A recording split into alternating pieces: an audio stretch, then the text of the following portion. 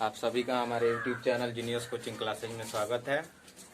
हम आज क्लास 12 की चैप्टर नंबर 3 मैट्रिक्स बिहू का जो क्वेश्चन नंबर 5 के आगे हम कंटिन्यू करेंगे। आज इस प्रश्नावली को पूरा समाप्त कर देना है। 3.1 जो आपका प्रश्नावली है या चैप्टर 3.1, इस पूरी प्रश्नावली का जितना भी क्वेश्चन है आज उसको हम लोग सॉल्व करेंगे। हमने पिछले लेक्चर में 1 से 4 तक के प्रश्नों को सॉल्व कराया हुआ था और उसके जो पहला लेक्चर हमारा जो बिहू का फर्स्ट लेक्चर था, ठीक है, उसमें हमने बिहू के बेसिक को बताया हुआ था। ठीक, तो आज हम स्टार्ट करेंगे क्वेश्चन नंबर 5 पे आगे पे। ठीक है, तो क्वेश्चन नंबर जो आपका 5 है, इसमें प्रश्न में आपका दिया हुआ है कि एक 3x4 बिहू की रचना कीजिए जिसके अवयव निम्नलिखित प्रकार से प्राप्त होते हैं। उसके अंदर आपका क्या किया है कि 2 क्वेश्चन दिया हुआ है। क्वेश्चन नंबर 1 है कि aij = 1/2 - 3i + j, और दूसरा क्वेश्चन है aij = 2i - j। जब हम इसको सॉल्व करेंगे तो सॉल्व करने के लिए सबसे पहले हमने क्वेश्चन नंबर 4 में जैसे हमने इसको सॉल्व किया हुआ था, ठीक है, बिल्कुल वैसे ही हम सॉल्व करेंगे। इसमें जब हम सोल्यूशन इसका करेंगे तो सबसे पहले क्या करेंगे कि मान लेंगे कि ये कोई बिहू a बराबर, ठीक है, इसको हम क्या करेंगे मानेंगे। ऐसे हमें 3x4 की बिहू की रचना करनी है। इसका मतलब इसमें 3 कितने होंगे, 3 रो होंगे और 4 क्या होंगे, कॉलम होंगे। तो 3 रो के लिए हम यहाँ पे इसके एलिमेंट मान लेते हैं। 3 रो हम बनाएंगे इसमें। तो मान लेते हैं कि जो इसका पहला अवयव है ये aij है, ठीक है, a11, aij नहीं सॉरी, इसको हम क्या मानेंगे a11। दूसरा जो इसका एलिमेंट है a12, तीसरा क्या है a13, चौथा आपका हो गया a14। फिर अब इसमें चलेंगे तो ये हमारा क्या था, ये पहला रो था। अब दूसरे रो की बात करेंगे, यानी a और कॉलम नंबर 1 तो a21, a22, a23, a24। ऐसे ही अब हम जाएंगे तीसरे रो में, तो तीसरे रो में क्या लिखेंगे a31, a32, a33 और a34। तो ये जो आपकी मैट्रिक्स हुई, ये जो आपका बिहू हो गया, कितने कितने का हो गया, ये 3x4 का बिहू हो गया। ठीक है, अब इसको जब हम इसमें से क्वेश्चन को उठाते हैं, अब हम क्या करेंगे, पहला क्वेश्चन आपका सॉल्व करेंगे। तो जैसे यहाँ पे हमारा जो क्वेश्चन नंबर 1 है, इसमें दिया हुआ है कि aij = 1/2 माड में दिया हुआ है -3i + j। अब आपको ये चीज मालूम होना चाहिए कि माड के अंदर अगर कोई भी चीज लिखा हुआ है, वो निगेटिव लिखा हो या पॉजिटिव लिखा हो, जैसे ही उसको माड से हम बाहर करते हैं, ठीक है, तो वो प्लस में ही आंसर आता है। ठीक है, तो अब इसको हम कैलकुलेट करना चालू करते हैं। तो सबसे पहले हम इसके ये सभी एलिमेंट क्या करेंगे, जो हमने इसके एलिमेंट लिखे हैं, इस सब एलिमेंट को हम फाइंड करेंगे। तो पहले क्वेश्चन के लिए हम फाइंड करना स्टार्ट करते हैं। ठीक है, तो आपका जो एलिमेंट इसका स्टार्ट है यहाँ से, ये 1 हम निकालेंगे। तो जैसे यहाँ पे मैं लिख रहा हूँ a11, तो यहाँ पे आप देख रहे हो कि i के जगह भी 1 है और j के जगह भी 1 ही यहाँ लिखा हुआ है। तो इसमें भी हम i के जगह 1, j के जगह 1 पुट कर लेंगे। बाकी एज इट इज उतारेंगे। देखो 1/2 कोष्ट में -3, i के जगह भी 1 रखना है और j के जगह भी 1 रखना है। अब इसको हमें क्या करना है, सॉल्व करते जाना है। तो a11 की जो वैल्यू हो गई आपकी 1/2 और ये हो गया -3 का नहीं, यानी -3 + 1। अब जैसे इसमें से इसको आप घटाओगे, ये 1 बराबर आपका हो जाएगा 1/2। इसके अंदर क्या हो जाएगा, ये -3 में से 1 गया, ये प्लस गया, तो घटा लोगे तो -2। अब जब इसको इस मान से बाहर निकालोगे तो किस में आएगा, प्लस में आएगा। तो ये क्या हो जाएगा, 2 का जैसे बाहर कर दिए तो 2 में 1 का मल्टीप्लाई होकर 2 हो गया, 2 काट दोगे तो कितना हो जाएगा, 1 हो जाएगा। यानी ये 1 की वैल्यू आपकी 1 आ गई।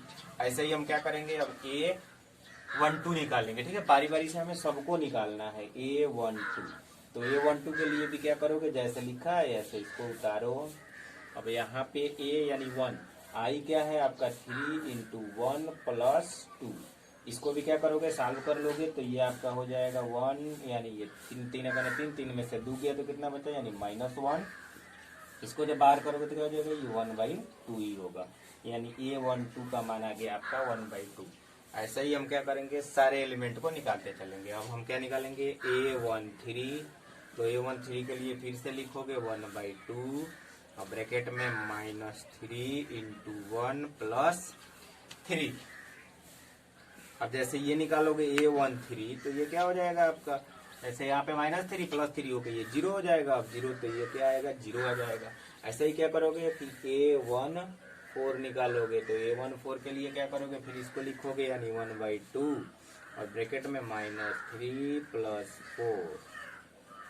अब जैसे इसको कैलकुलेट करोगे, यानी यहाँ पे अब मैं इसको थोड़ा डायरेक्ट तेजी से कर रहा हूँ, ये मैंने एक स्टेप पूरा करके दिखाया हुआ है, ऐसे ही आपको क्या करना है, रखते जाना है।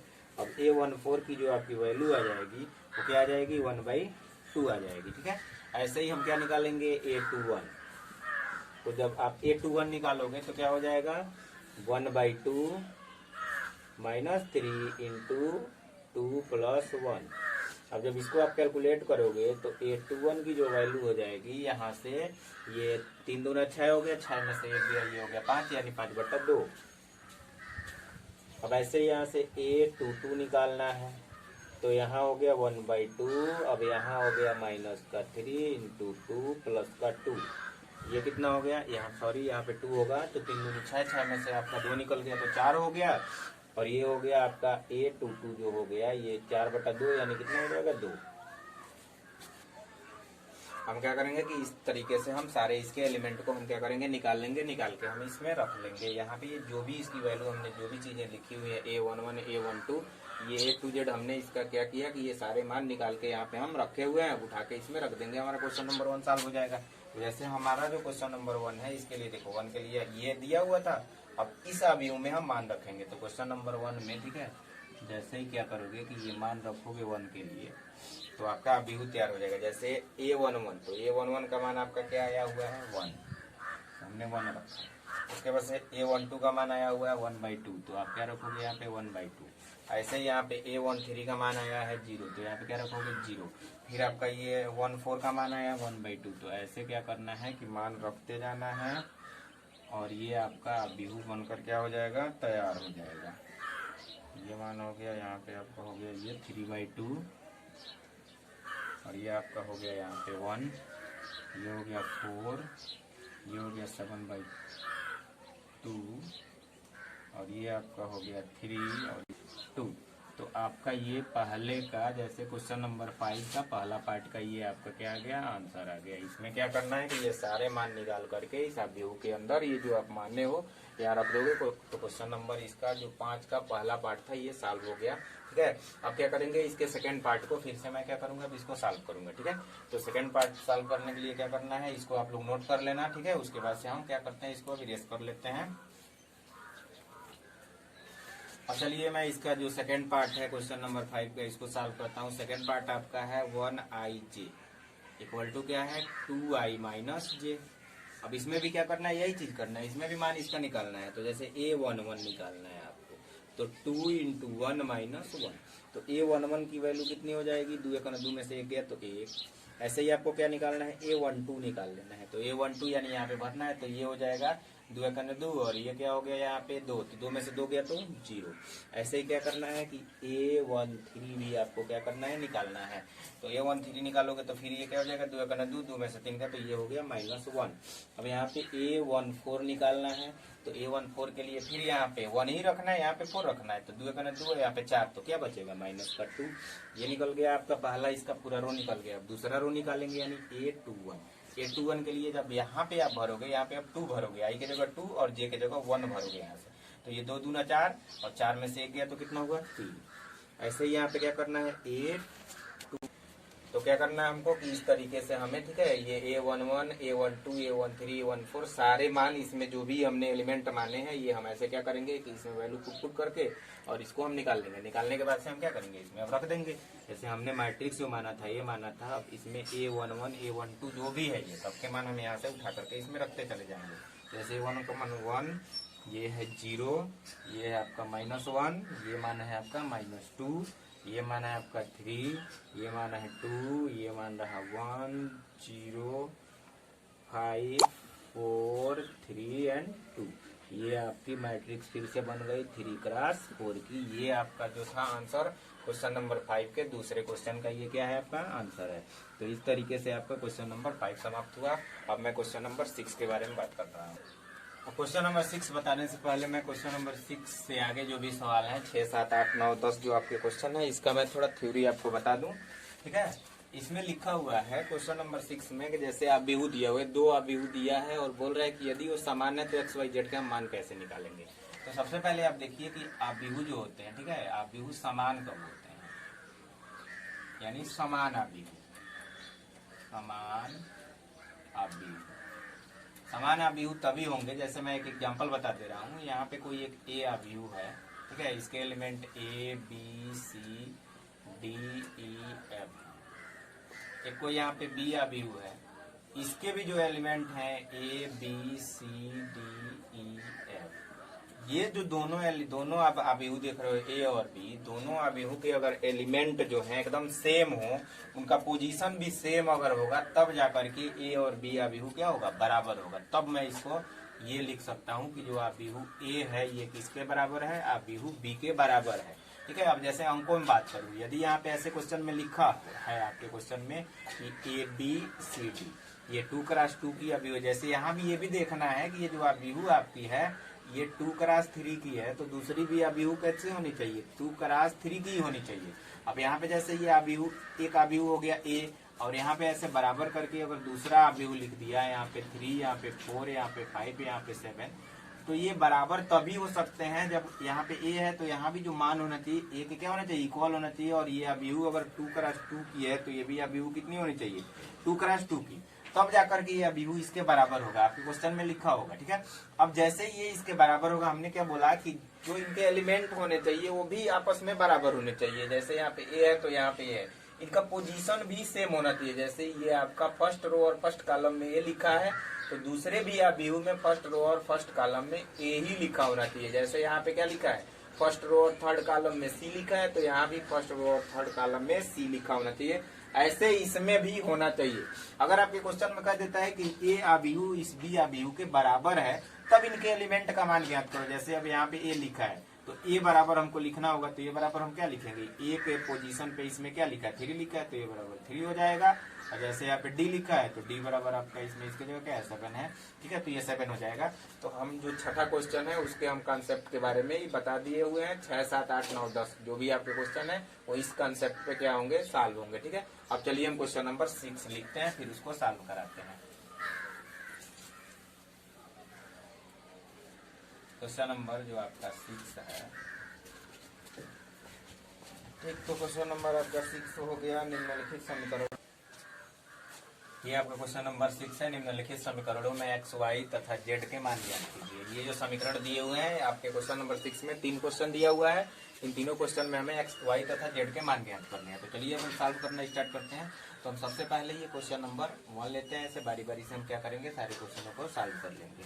ठीक है, चलिए अब बात करते हैं क्वेश्चन नंबर आपका जो ये फर्स्ट है। ठीक है, इसमें 6 का जो पहला क्वेश्चन है, इसमें हमने अभी आपको बताया हुआ था इसका कंसेप्ट। ठीक है, तो इसमें आप देखो, इसमें y का सबसे पहले हमें x का मान निकालना है, x y z का मान निकालना है, तो हम x का निकालते हैं। जैसे यहाँ पे देख रहे हो कि आपका जो ये मैट्रिक्स जो आव्यूह नंबर 1 है और ये आव्यूह नंबर 2 है, इस आव्यूह नंबर इसमें आप 1 में देख रहे हो कि x का स्थान क्या है, देखो यहाँ से ये रो नंबर 2 और कॉलम नंबर 1। तो अब इसमें जाएंगे, रो नंबर 2 कॉलम नंबर 1 में क्या लिखा है, x, यहाँ पे x, तो इसके स्थान पे 1 है, तो x का मान कितना हो जाएगा, 1 हो जाएगा। ऐसे ही हम देखेंगे y की जगह यहाँ क्या है, 4 है, तो y का मान क्या हो जाएगा, 4 हो जाएगा। ऐसे ही z, तो z की जगह यहाँ पे 3 लिखा है, तो z का मान कितना हो जाएगा, 3। ये आपका आंसर हो गया क्वेश्चन नंबर इसका 1 का। ठीक है, 6 का पहले का 1 का ये आंसर हुआ। ठीक, अब बात करते हैं क्वेश्चन नंबर आपका ये जो सेकंड है इसका। ठीक है, तो इसमें भी सेम वैसा ही करेंगे। ठीक, यहाँ पे ये यहाँ से यहाँ 2 एलिमेंट नहीं है, x प्लस वाई एक ही एलिमेंट है, ये भी एक ही। अब आव्यूह देखो, ये आव्यूह कितने की है, 2x2 की है। ये भी आव्यूह कितने की है, 2x2 की आव्यूह है। ठीक है, 2x2 की। ठीक, तो हम बता रहे थे कि आर्डर क्या होना चाहिए, आव्यूह का आर्डर भी सेम होना चाहिए। जैसे इसमें सेम आर्डर है दोनों आव्यूह के। अब मैं इसको क्या करूंगा, लिखना चालू कर रहा हूँ। हल जब इसको मैं सॉल्व करूंगा तो देखिए इसको क्या करूंगा, x प्लस वाई, तो इस x प्लस वाई की जगह इसमें क्या लिखा, 6, तो मैं यहाँ पे लिखूंगा x plus Y equal to क्या लिखूंगा, 6।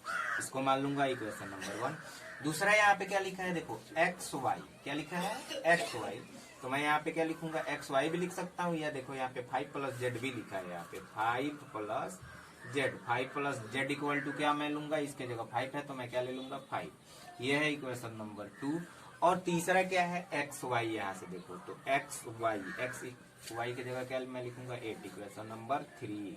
ठीक, अब इसमें क्या है, एक्स वाई जेड, यानी 3 अननोन, तो हमारे पास 3 इक्वेशन है। अब इसको सॉल्व कैसे करेंगे? तो सबसे पहले मैं सॉल्व करना स्टार्ट करता हूँ। ये समीकरण 1 तथा समीकरण 3 से मैं सॉल्व करूंगा। समीकरण 1 तथा समीकरण 3 से। ठीक, अब समीकरण 1 में क्या लिखा है कि x प्लस वाई बराबर 6 लिखा हुआ है। अब समीकरण नंबर जो आपका ये 1 था, और 6 में क्या लिखा हुआ है कि x y बराबर 8। तो हम समीकरण नंबर 6 से अगर x का मान निकाल ले y के पद में, या y का मान निकाल ले x के पद में, बात बराबर है। मैं y का मान निकाल ले रहा हूँ कि y बराबर मैं क्या लिख सकता हूँ 8। इधर x किसमें गुणा में, इधर जाएगा तो भागा में हो जाएगा, तो 8/x हो गया। ठीक, ये उठा करके समीकरण 1 में मान रख दे रहा हूँ। अब मैं क्या लिख रहा हूँ, समीकरण 1 में रखने पर अब ये मान हम समीकरण 1 में रख देंगे। इसके जगह पे रखेंगे y के जगह पे 8/x। तो y के जगह पे हमको क्या रखना है 8/x। हमने रख दिया, बराबर हमने क्या लिख दिया 6 लिख दिया। अब इसको सॉल्व करेंगे, जैसे इसको मैं यहाँ भेजूंगा तो ये हो जाएगा x² प्लस 8 और सबके बटा में x है तो इधर जाएगा तो क्या हो जाएगा ये 6x हो गया। अब मैं इसको इधर लेके आ जाऊंगा तो ये क्या हो जाएगा x² प्लस ये माइनस हो जाएगा इधर से, जब इधर रहेगा तो -6x और प्लस का 8 बराबर 0। ये आपका इक्वेशन नंबर कौन हो गया 4 हो गया। ठीक है, इस इक्वेशन 4 को बना करके आप यहीं पे इसको क्या करो छोड़ के रखो।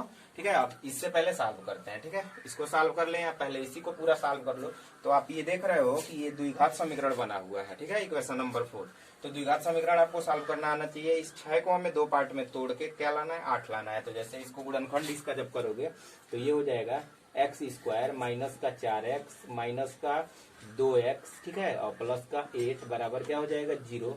अब इसमें से आप कॉमन ले लो x, तो क्या हो जाएगा ये x - 4। ऐसे इसमें से आपको क्या कॉमन लेना है, यहाँ माइनस बनाना है ना, तो यहाँ पे आप माइनस कॉमन ले लो 2, तो यहाँ क्या हो जाएगा x - 4 बराबर क्या हो गया 0। अब यहाँ पे आपके पास एक ब्रैकेट में x - 4 आ रहा है, एक ब्रैकेट में x - 2 भी आ रहा है बराबर 0। जैसे इसको आप सॉल्व करोगे तो x के आपके 2 मान आएंगे, एक आएगा 4, एक आएगा 2। ठीक है, थोड़ा सा क्वेश्चन बड़ा हो रहा है, ठीक, तो उससे घबराना नहीं है। मैं बाकी इसके पार्ट को यहाँ पे सॉल्व कर रहा हूँ। ठीक है, तो हमारा x का 2 मान आ गया, एक आ गया 4, एक का आ गया 2। अब ये दोनों मान उठा करके इस समीकरण में हम रखेंगे बारी बारी से y का मान निकालने के लिए। तो यहाँ लिखेंगे हम कि जब x बराबर 4 तब, अब इसमें 4 आप पुट करो इस समीकरण में, x बराबर 4, तो यहाँ पे जैसे 4 रखोगे यानी 4 प्लस y = 6 हो गया। अब यहाँ से y = क्या हो जाएगा 6 माइनस 4 बराबर कितना हो जाएगा 2। तो यानी y का मान कितना आ गया आपका 2। ठीक, ऐसे ही जब आप x का मान लोगे, ठीक है, जैसे ही अब x बराबर कितना लोगे 2 लोगे, तब क्या आएगा, तो 2 प्लस y बराबर 6। तो अब यहाँ से y बराबर आपका क्या हो जाएगा 6 माइनस 2 बराबर 4, यानी अब y का मान आपका एक आ गया 4। ठीक है, तो हमने x और y का मान निकाल लिया। अब हमें किसका मान निकालना है z का। तो यहाँ से देखो अब समीकरण नंबर जो आपका सेकंड है, अब यहाँ से देख लेंगे। अब हम यहाँ क्या लिखेंगे समीकरण 2 से। तो जो आपका समीकरण नंबर 2 है ये लिखा है 5 प्लस z बराबर 5। तो यहाँ से z बराबर क्या हो जाएगा 5 - 5 = 0। तो z का मान आपका क्या आ जाएगा 0। ठीक है, अब मैं क्वेश्चन नंबर ये ऐसे हम क्या करेंगे सॉल्व कर लेंगे पूरे क्वेश्चन को। अब मैं क्वेश्चन नंबर 3 को सॉल्व करता हूँ। ठीक है, तो क्वेश्चन नंबर 3 में आप देख रहे हो x + y + z। यहाँ पे अब इससे देखना है ये जो आपकी मैट्रिक्स है 1 × 1 की है, भी कितने की है 1 × 1 की है। अब यहाँ से हम इक्वेट कर लेंगे, तो x + y + z बराबर क्या लिखूंगा मैं 9 समीकरण नंबर 1। ऐसे ही x + z बराबर मैं लिखूंगा 5 समीकरण नंबर 2 और y + z बराबर 7 समीकरण नंबर 3। अब मैं क्या करूंगा कि इन समीकरणों को सॉल्व करूंगा। तो मैं सबसे पहले क्या कर रहा हूँ कि समीकरण 1 तथा 2 को मैं सॉल्व कर रहा हूँ, यानी लिखूंगा समीकरण 1 तथा 2 से। ठीक, तो आपका जो समीकरण नंबर 1 है ये क्या है x + y + z बराबर 9, और ये जो समीकरण है x + z बराबर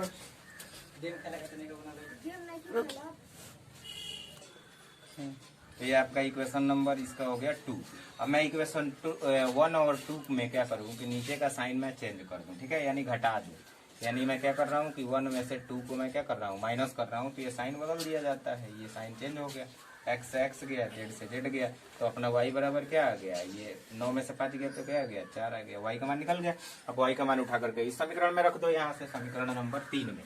अब मैं क्या लिखूंगा कि यहाँ से समीकरण 3 में यानी वाई बराबर 4 समीकरण 3 में रखने पर, वाई बराबर 4 में किस में रखूंगा, समीकरण नंबर 3, समीकरण 3 ये है, तो इसमें इतना रख दो, ऐसे लिख दो बराबर 7, तो यहाँ से z बराबर कितना हो जाएगा 7 - 4 = 3, यानी आपका z का जो मान आ गया ये क्या आ गया 3 आ गया, y का मान 4 आ गया। बचा हमारे पास x का मान निकालना है, तो हम क्या करेंगे कि ये y बराबर 4 और z बराबर 3 समीकरण नंबर 1 में पुट करेंगे। ठीक है, तो समीकरण नंबर 1 जो आपका है x प्लस, अब y का मान कितना है 4 तो 4, और प्लस z का मान कितना है 3 तो 3, और बराबर कितना है 9 तो 9। अब 4 3 कितना हो गया 7 हो गया, तो अब इसको आप लिख सकते हो 9 - 7, तो x बराबर कितना हो जाएगा 2। ठीक है, तो इस तरीके से हम क्या करेंगे कि x y z के मान निकालते चले जाएंगे, इस प्रकार से अगर कोई समीकरण देता है तब।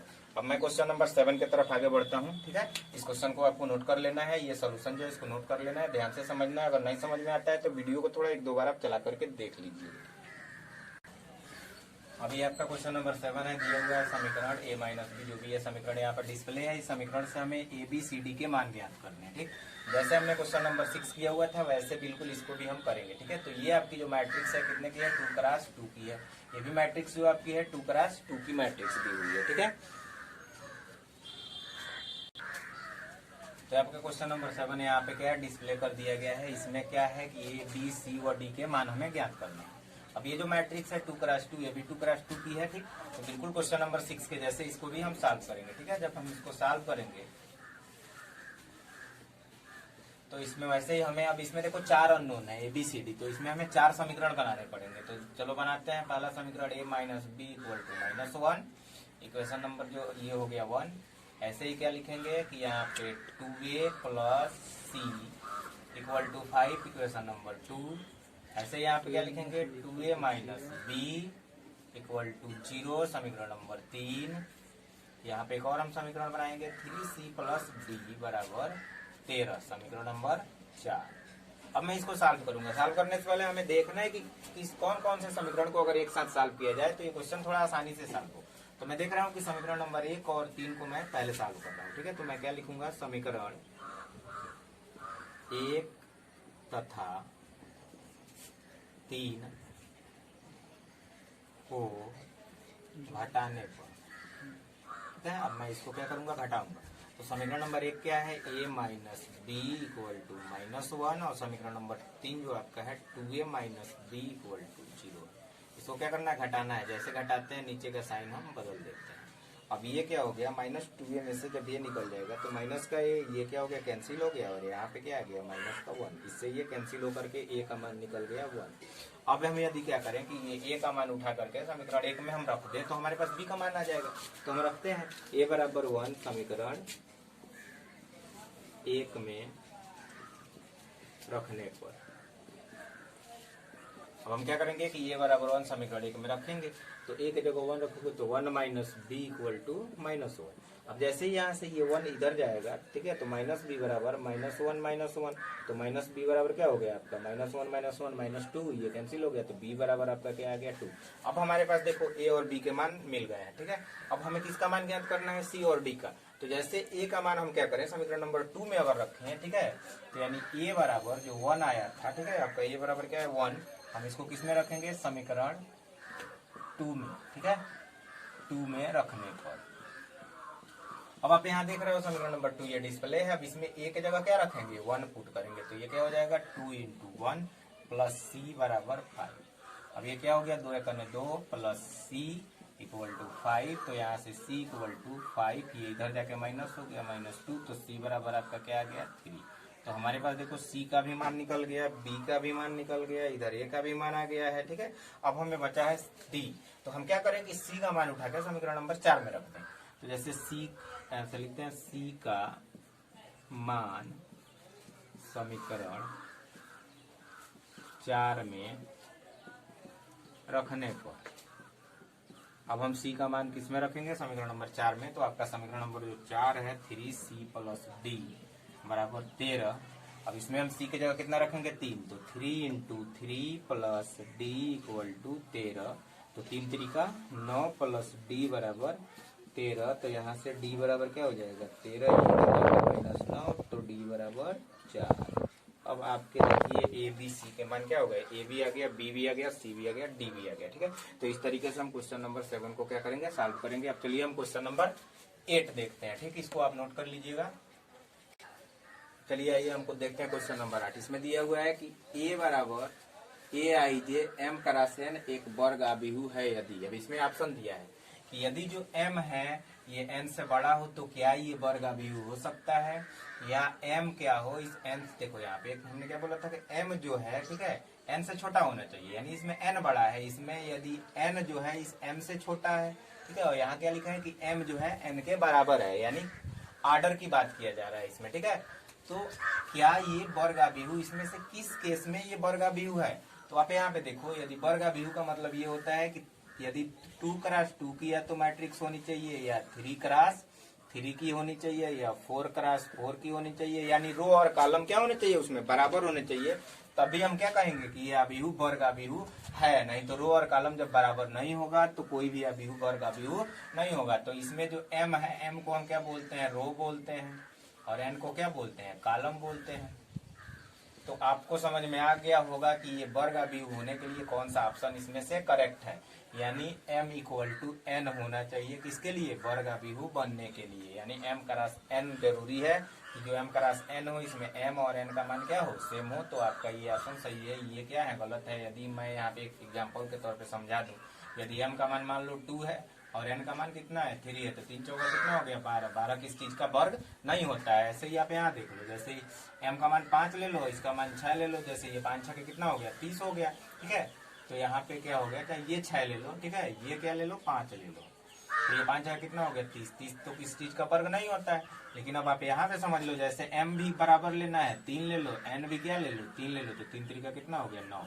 9 तो 3 का वर्ग होता है, इसके वजह से m बराबर n क्या होगा, सही होगा। ये इसका ऑप्शन करेक्ट है। ठीक है, क्वेश्चन नंबर 9 देखते हैं हम। ऐसे अब हम देख रहे हैं जो क्वेश्चन नंबर हमारा 9 है, x तथा y के प्रदत्त 3 मानों के लिए अवयवों के युग्म समान है। अब इसमें क्या किया गया है कि 2 मैट्रिक्स दिया गया है, पूछ रहा है कि इसमें x तथा y का वो कौन सा मान होना चाहिए जिससे ये जो मैट्रिक्स है इस मैट्रिक्स के बराबर हो। तो चलिए मैं क्या कर रहा हूँ कि इसको मैं बराबर लिख दे रहा हूँ, और मैं इसको, अब इसमें ऑप्शन है ए बी सी डी, ठीक है। जो बी ऑप्शन है कह रहा है ज्ञात करना संभव नहीं है, तो ये तो बिल्कुल गलत है। हम क्या कर सकते हैं, ज्ञात कर सकते हैं। ठीक है, तो ज्ञात करने का हम तरीका देखते हैं कैसे इसको ज्ञात करते हैं। जैसे हम ऑलरेडी क्वेश्चन नंबर जो 7 था उसको मैंने बताया था 6 था, उसी प्रकार से इसको भी मैं ज्ञात करूंगा। ठीक है, तो जब मैं इसको सॉल्व करूंगा तो क्या करूंगा, इसमें सबसे पहले इक्वेशन बनाता जाऊंगा। ठीक है, तो दिख रहा हूँ कि 3x प्लस 7 बराबर मैं क्या लिखूंगा 0। ठीक है, ये हो गया आपका इक्वेशन नंबर 1। ऐसे ही मैं क्या लिखूंगा कि y plus 1 equal to 8, equation number 2। अब इसमें क्या है कि 2 ही अननोन है, ठीक है, x तथा y। अब इन्हीं के मान हमको ज्ञात करना है, तो ये मान हम यहाँ से क्या कर लेंगे, ज्ञात कर लेंगे। अब जैसे हम इसको सॉल्व करेंगे, ठीक है, तो यहाँ से देखो समीकरण 1 में देख लो सीधे सीधे, जो समीकरण आपका 1 है, ठीक, यानी इसको उठा के इसके बराबर कर लो, इसको सॉल्व कर लो, इसको उठा के इसके बराबर करके सॉल्व कर लो, इसको इसके उठा के बराबर करके सॉल्व करो, इसको यहाँ पे रख के सॉल्व कर सकते हो। ठीक, अब क्या करेंगे, हम समीकरण 1 से सॉल्व करना चालू कर रहे हैं। समीकरण 1 में क्या है कि 3x बराबर क्या हो जाएगा आपका -7, तो यहाँ से x बराबर क्या हो जाएगा -7/3। एक x का मान क्या आ गया -7/3 आ गया। ऐसे ही अब ये वाला सॉल्व करेंगे समीकरण 2 से, समीकरण 2 से। तो जो आपका समीकरण नंबर 2 है क्या है, y प्लस 1 इक्वल टू 8, तो यहाँ से y इक्वल टू क्या हो जाएगा 8 माइनस 1, यानी y इक्वल टू 7। तो आप इसमें से देखो x बराबर जो है -7/3 और y इक्वल टू जो है क्या है आपका 7 है। ठीक है, यानी इसमें से तो अभी कोई ऑप्शन अपना दिख ही नहीं रहा है। ठीक, अब हम क्या करेंगे कि इक्वेशन जो भी पहले देखो y प्लस 1 ये इसमें से ऑप्शन नहीं मैच कर रहा है। ठीक है, अब मैं क्या कर रहा हूँ कि दूसरा एक तरीका से मैं फिर दूसरे को बराबर करके लिख रहा हूँ। जैसे यहाँ पे ये जो लिखा हुआ है 2x वाला, ये y वाला अपना यही टर्म है, मैं इसको बराबर करके देख रहा हूँ। यहाँ पे क्या लिखा है कि y - 2 जो है ये बराबर होगा 5 के और 2 - 3x। ये इक्वेशन नंबर 1 ले लो, इसको सॉल्व भी करते चलो, तो y बराबर आपका हो जाएगा 5 प्लस इधर जाके क्या हो जाएगा 2, तो 5 2 कितना हो गया 7, तो y इक्वल टू क्या आ रहा है 7 आ रहा है। और फिर मैं क्या कर रहा हूँ कि यहाँ से x की जो वैल्यू है, x की वैल्यू निकालना चाहता हूं, तो ये मैं लिखूंगा यहाँ से इसको 2 माइनस 3x बराबर 4। तो यहाँ से माइनस का 3x बराबर 4 और ये इधर आएगा तो क्या हो जाएगा माइनस का 2। अब इसमें से इसको घटा दो तो माइनस का 3x बराबर इसमें से ये निकला, यानी 4 में से 2 गया तो कितना बच गया, 2 बच गया। अब यहाँ से आपका x बराबर क्या आ जाएगा, माइनस का 2/3। तो ये x की वैल्यू आ गई माइनस का 2/3। यहाँ पे थोड़ा हम चेक करें कैलकुलेशन, ठीक है। 3x + 7 = 0, सही है, ठीक। तो हमारे पास ये ऑप्शन देखो, ये ऑप्शन इसमें से कहीं से मैच कर रहा है कि नहीं, x बराबर -2/3।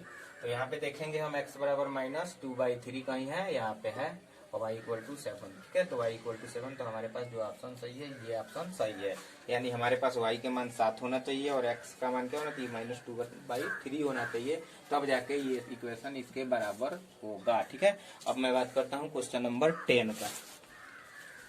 ये आपका इसमें ऑप्शन सही है। जैसे आपका क्वेश्चन नंबर जो 10 है, आखिरी क्वेश्चन, ठीक है, उसमें दिया हुआ है कि 3 × 3 कोटि के ऐसे अवयवों की कुल कितनी संख्या होगी जिनकी प्रत्येक प्रविष्ट 0 या 1 है। पहले क्वेश्चन को समझते हैं, फिर इसको हम सॉल्व करते हैं, ठीक। जैसे क्वेश्चन हमें क्या करना है, सॉल्व करना है। तो सॉल्व करने से पहले कह रहा है कि 3 × 3 की ऐसी कितनी अवयव हो सकती है, ठीक है, जिसका स्टार्ट जैसे स्टार्टिंग जो पॉइंट हो 0 हो या 1 हो। तो चलिए इसको मैं करने के लिए सबसे पहले मैं क्या करता हूँ कि हमें क्लास फर्स्ट ईयर में हमने पढ़ा होगा परमुटेशन कॉम्बिनेशन, क्रमचय संख्या, ठीक है। तो उस पर थोड़ा सा बेस्ड है, ठीक। तो देखिए और सीखते हैं कैसे बनाते हैं। तो सबसे पहले तो 3 × जो 3 की मैट्रिक्स होगी, इसमें एलिमेंट की संख्या कितनी होगी, यानी इसमें अगर हम एलिमेंट की संख्या निकालें, एलिमेंट, तो एलिमेंट यानी नंबर ऑफ एलिमेंट जो होगा इसमें वो कितना हो जाएगा, 3 × 3 = 9। अब हमारे पास नंबर ऑफ एलिमेंट 9 है और हमारे पास जो जिनकी प्रविष्ट प्रत्येक 0 या 1, यानी हमारे पास देखो अंक कितना है, 0 है और 1 है। तो 0 1 का लिखने का तरीका हमारे पास टोटल कितना है, 2 है। या तो मैं 0 1 लिख दूं या तो मैं क्या लिख दूं, 1 0, ठीक है। हमारे पास इसको मैं 2 ही तरीके से लिख सकता हूँ ना। तो हमारे पास जो क्रमचय की संख्या है, यानी जो हमारे पास क्रमचय है, ये हमारे पास तरीका लिखने का कितना है, इसका 2। तो इसको हम जब निकालते हैं ना कितने अवयवों की जो संख्या होती है, तो हम क्या करते हैं कि 3 × 3 यानी जो इसमें एलिमेंटों का जो नंबर होता है और अवयव लिखने का ये जो हमारे पास अवयव टोटल लिखने का, मैंने इसमें ये 0 1 को मैं कितने तरीके से लिख सकता हूँ, हमको क्या किया है कि 0 और 1 प्रविष्ट किया है। अगर हमारे पास क्या कहता है कि 0 1 2 3 कोई प्रविष्टि देता तो उसको मैं कितने तरीके से लिख सकता था, ठीक है। तो उसको भी लिखने का तरीका है, ठीक है। क्रमचय संचय में जो बताया गया है वैसे आप निकालते हो, जैसे फैक्टोरियल 2 कर देते हो, फैक्टोरियल 3 कर दोगे, ठीक है। तो उसको लिखने का तरीका आपको पता चल जाएगा। उसी प्रकार से इसमें क्या दिया है कि हमारे पास केवल 2 ही नंबर है, 1 0 और 0 1। तो इसको मैं 2 तरीके से लिख सकता हूँ। तो मैं क्या करूंगा कि लिखूंगा यहाँ से, अतः अवयव की संख्या बराबर, अवयव की संख्या बराबर, हमारे पास ये कितने तरीके हैं, 2 तरीके, या तो 0 1 या तो 1 0। तो 2 और की पावर, इसका पावर हम क्या करते हैं, नंबर ऑफ एलिमेंट। तो 3 × 3 के मैट्रिक्स में एलिमेंट कितने हैं, 9। तो हम क्या करेंगे, 2 की जब पावर 9 करेंगे तो हमारे पास कितना हो जाएगा, ये 512। यानी 512 तरीके से हम क्या कर सकते हैं, 0 और 1 को हम 3 × 3 के मैट्रिक्स में लिख सकते हैं, ठीक है। तो ये आंसर सही है, जो आपके ऑप्शन में जो भी ऑप्शन है, ठीक, उसको टिक कर लीजिएगा, 512। आज का लेक्चर हमारा यही 3.1 जो आपकी प्रश्नावली थी समाप्त हो गई है, ठीक। अगला जो हमारा लेक्चर होगा, ठीक, उसमें अब हम क्या करेंगे कि जो आपका प्रश्नावली 3.2 है उसके हम बेसिक्स को, ठीक है, समझाएंगे अगले प्रश्नावली में, ठीक, बेसिक्स। उसके बाद से उस प्रश्नावली के कुछ क्वेश्चन को भी हम सॉल्व करने की कोशिश करेंगे। अगर समय बचेगा तो क्वेश्चन करेंगे, नहीं तो केवल जो आपका प्रश्नावली है 3.2 उसके हम बेसिक्स को अगले लेक्चर में कराएंगे, ठीक। तब तक के लिए धन्यवाद।